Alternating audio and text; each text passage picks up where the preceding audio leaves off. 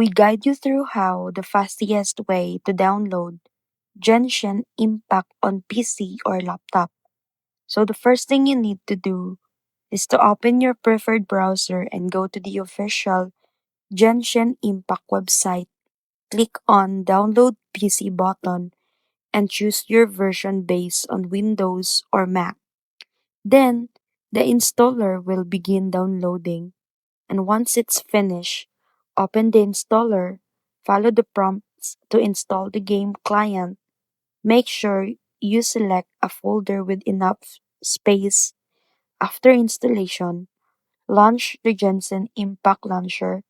Log in with your MiHoYo account or create one if you haven't yet.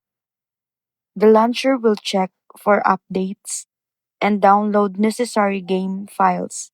Once everything is updated, click Start Game, adjust your graphics settings for smooth performance, and you're ready to explore Teyvat on your PC or laptop completely free. Remember to check system requirements before downloading to avoid any issues and ensure a seamless gaming experience.